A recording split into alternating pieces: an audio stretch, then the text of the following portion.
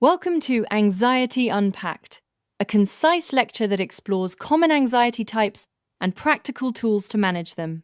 Over the next few slides, we'll define key disorders, look at how anxiety affects the body and daily life, and cover evidence-based treatments and everyday strategies you can use.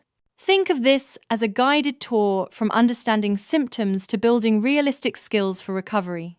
Generalized anxiety disorder, or GAD, often shows up as persistent, disproportionate worry that lasts 6 months or more and focuses on routine concerns like health, money, and chores. That ongoing worry creates a cycle. Mental tension leads to physical symptoms such as restlessness, muscle tension, and sleep problems, which in turn worsen concentration and energy and reinforce the worry loop. Panic disorder and social anxiety both shrink people's life space if untreated, but in different ways. Panic disorder brings sudden terror, chest pain, dizziness, breathlessness, sometimes mistaken for a heart attack, while social anxiety centers on intense fear of judgment and avoidance of speaking, eating, hors public situation. Both disorders feed avoidance and reduce daily functioning without targeted treatment. Anxiety takes many forms beyond GAD, including specific phobias, like fear of flying or spiders, agoraphobia, which is a widened fear of crowds and public transport, and disorders such as separation anxiety and selective mutism that can appear across the lifespan. Each one shares the core feature of disproportionate fear, but the triggers and life impact differ, so assessment and tailored strategies matter. Cognitive behavioral therapy, or CBT, is the gold standard for durable symptom reduction because it helps people identify catastrophic thoughts, test their accuracy, and replace them with more balanced alternatives.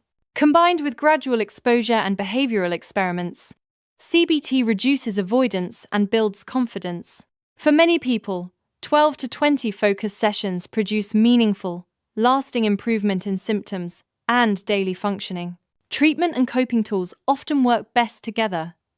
Medications like SSRIs and SNRIs can rebalance brain chemistry and lower baseline worry, while benzodiazepines offer rapid short-term relief but carry dependency risks. Skill-based coping, mindfulness, deep breathing, and progressive muscle relaxation directly calms the amygdala and are portable tools you can use anytime to manage acute anxiety without medication. Daily routines are powerful, active recovery agents. Regular aerobic exercise helps metabolize excess adrenaline and ease physiological tension. 7 to 9 hours of sleep stabilizes mood and restores cognition. Balanced meals prevent blood sugar crashes that mimic anxiety, and limiting triggers like caffeine, alcohol, and doom scrolling reduces overall arousal. Small, consistent habits add up to real resilience. A structured approach to diagnosis and coping starts with an initial validated screening, followed by professional consultation for a formal diagnosis and tailored plan, then setting SMART goals, for example, attending one social event weekly, or practicing 10 minutes of mindfulness daily, and finally tracking progress, celebrating small wins, and adjusting strategies as needed to stay on course.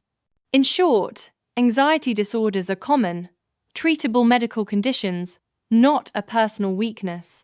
Evidence-based options like CBT, medication, and lifestyle tweaks can restore functioning, and proactive coping promotes early recognition and prevents complications such as depression or substance misuse. Seeking help is a strength, and with the right plan, meaningful recovery is achievable.